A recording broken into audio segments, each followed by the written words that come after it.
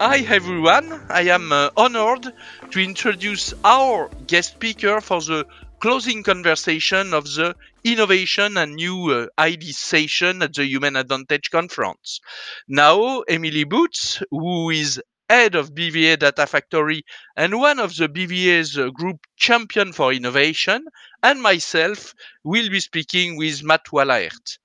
For almost 20 years, Matt Wallaert has been applying behavioral science to practical problems. Matt has been the first director of behavioral science at Microsoft, a small company. After leaving academia, his career as an executive led from startups to the Fortune 500 and back again before joining Frog, which is a Capgemini company, as the head of behavioral science, where he focuses on helping organizations build their own applied behavioral science capabilities. And I think you have created something very new in this area while building with the Frog team. In his book, because Matt has also published a book, Start at the End, and other writing as well as hundreds of talks from the UN, another small organization, to SXSW, Matt details how the cycle of behavioral strategy, insight, design, and impact evaluation can help us build product and services that change behavior. So Matt is clearly the perfect speaker to end our session on innovation. So welcome, Matt. A big thank you for being with us today. We are very excited to have you at the Human Advantage Conference. Welcome, Matt. Thank you so much for inviting me. I'm super happy to be here. Hi, Matt. So my first question, not very surprisingly, is about new product design. Why do you think that the typical process, the typical product design process that we have in place leads kind of constantly to failures?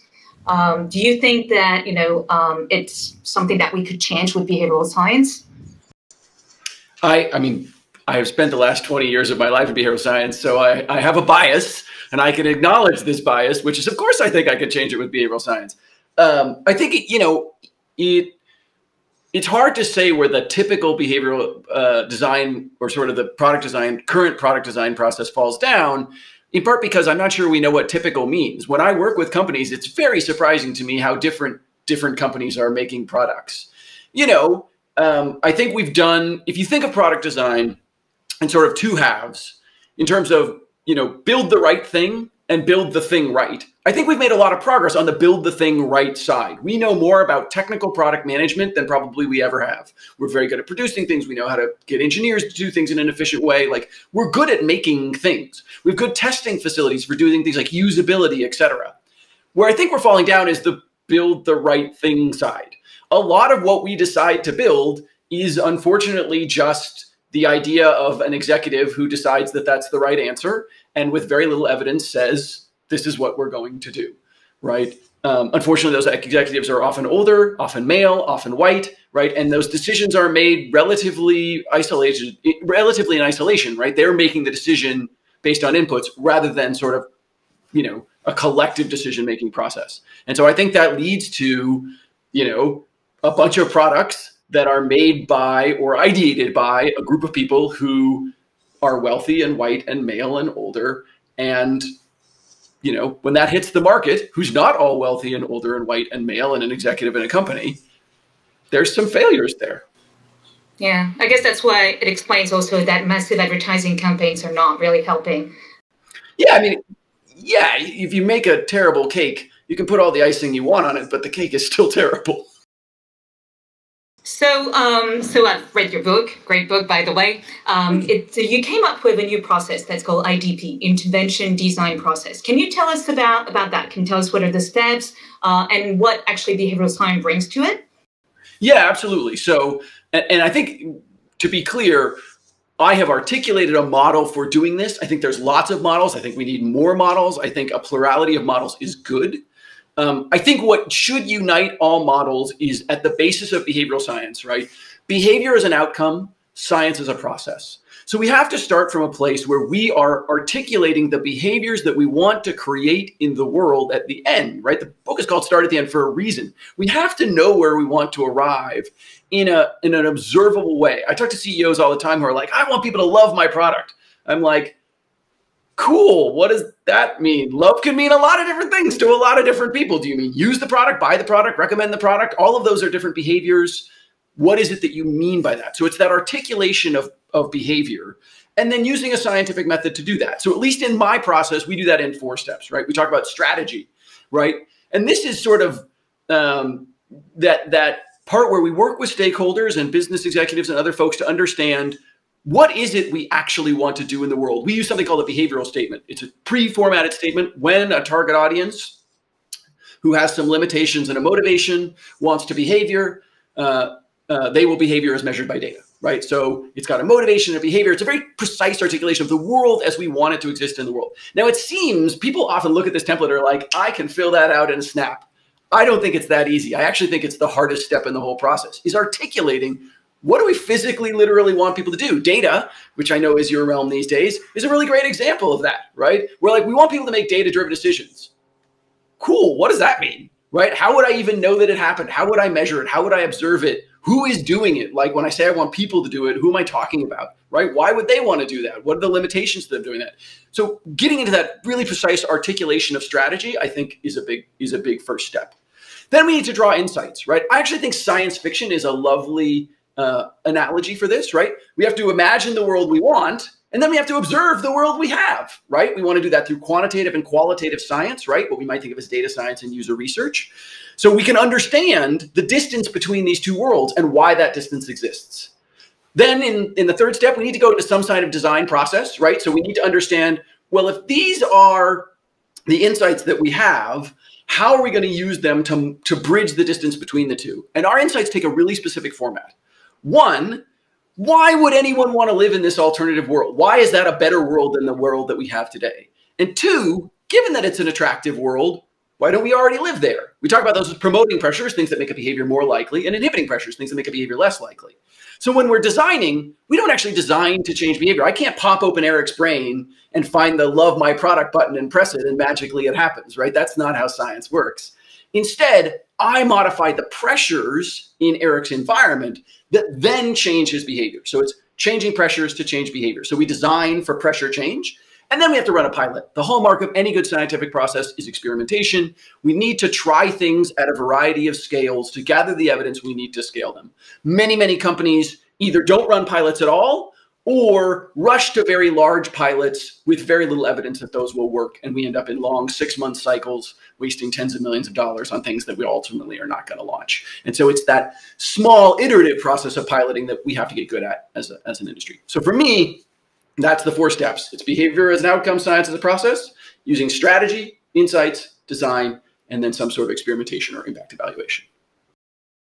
Yeah, and so you just mentioned Start at the End, and Start at the End is the name of the book, so it's really your main focus and your main point.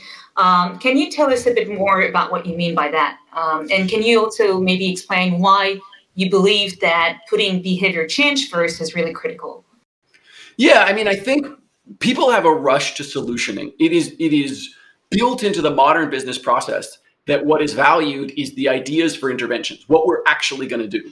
But let's say that Eric is, the head of a seating company, and he says to me, Matt, he comes to Frog and he says, I want you to design a new chair. What he really means is that he wants to design something that will cause people to sit. And that seems like, well, Matt, okay, that's kind of a pedantic difference. But when we say, hey, I want to design something that causes people to sit, maybe it's not a chair. Maybe it's a beanbag. Maybe it's a bench. Maybe it's a yoga ball. Maybe it's a pair of anti-gravity pants where you just sort of lean back and make a sitting motion, right? When we start at the end, what we want, you actually can get to a wider range of solutions that are more inclusive, more interesting, more accessible, right? And that's why we need that end focus on a very specific behavior. What is it I actually physically, literally want people to do in the world so that I then can come back to a set of solutions that are I think, more diverse and more interesting. A lot of what we do when we start, other academics in the conference might have talked about anchoring bias, right? If I say, if I start you with the number 10, you're going to stay in the realm of 10. If I start you in the number 100, you're going to stay in the realm of 100. By starting at the end with the perfect, sort of in the world, if the world was exactly the way I want, what would be happening? We stretch farther, right? We're not starting from today and iterating forward. We're starting from what we want and iterating backwards. And that's a huge difference, right? Because yeah, you might not actually achieve your ultimate goal, but you'll get a lot closer than if you started at what we have today. And do you have, Matt, any example of a company who have followed this idea of starting at the end, focusing on behavior change? Yeah, I think a lot of companies are starting to get a better idea of how to pivot to this. We worked with folks at Frog. It's been a fun journey at Frog, getting folks to do this. One of the examples that I use in the book pretty consistently is Uber, right? Uber had a very clear articulation and understanding of the world that they wanted to create, which was a world where, sort of the majority of people didn't own cars and instead were taking other forms of transit that were owned by others. And, they have, for better or worse, sort of marched towards that place. Now, it's not an endorsement of Uber, right? Travis is a massive sexist, and I hope he loses all of his money. But they did have a very clear articulation and understanding of this is the kind of world that we want to create. We know what it's going to look like when we do it the right way, and they were very dogged in pursuing that with very little modification. So I have one last question, and it's a bit of a, kind of like selfish question. As, the head of the data factory, I'm very kind of like focused on applying behavioral science and data science together. So I guess, my question is, do you believe that it is a winning strategy for new product design to combine both data science and behavioral science? And if you have any example that you could share with us, that would be great. Yeah, absolutely. So a couple of thoughts on data science. I mean, one of the cardinal sins to me in modern business is that data science and user research often live in different parts of the business and are uncoordinated with each other. As a scientist, I believe in combining quantitative insights, right? Things we derive from data, with qualitative insights, things we can observe in the world from people, right? And that's been a hallmark of psychological science for 100 years, right? Much of what we think of as the modern scientific method evolved from people observing the world around them, observational science, and then moving to experimental science, which typically involves data. So I want to see those two brought closer together. I think insights has two really key places, at least in my articulation. One is in the insights phase. They really own that phase, right? They need to tell me what are the promoting and inhibiting pressures that are causing people to act the way that they do today, right? How can we observe the world today to understand why we're not in the ideal world, why we're still stuck here, right? And then two, I need them again in the last step, right? I need them to be able to tell me, do these pilots work? Where work means both something from a data perspective, but it also means something qualitative, right? You can get data that says, yeah, I got everybody to sit down, but they hate me and they hate the product. That's not where we want to go, right? We need that blend of quant and qual. And I think the other mistake that companies make is only engaging them on those two stages, right? I kick them out of the room during the design phase and I kick them out of the room during the business strategy phase. No, they need to be there the whole time. There's important context and there's important diversity of perspective that they bring. One of the companies I think does this fabulously well is one of my former employers, Clover Health, right? So I was chief behavioral officer at Clover Health, and they really invested early on in the company in the ability for everybody at the company to be data literate in a way that they could start to make and understand data-driven decision-making, right? So even if they weren't personally analyzing the data, they could understand at a core level the insights that were being given to them. This is really important. So you think about things like one of the projects I worked on there was flu shots, right?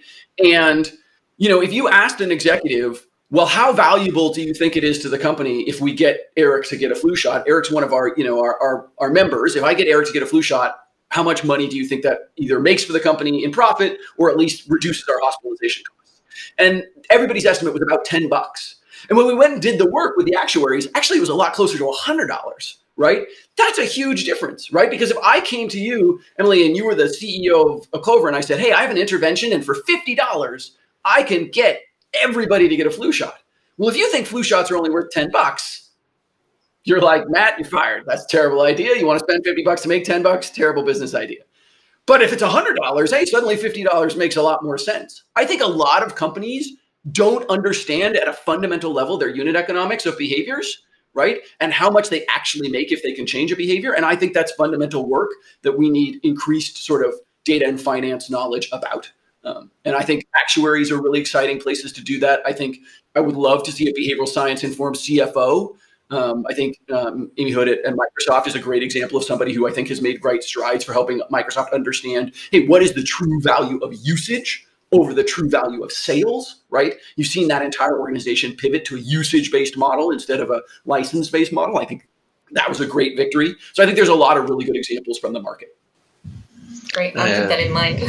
That was very insightful. I think Eric has one last special question for you. Yeah. Maybe one final question before we move to our next session. In fact, it is the same that I have asked before to John List in our conversation, and I think it is a very important one for our audience.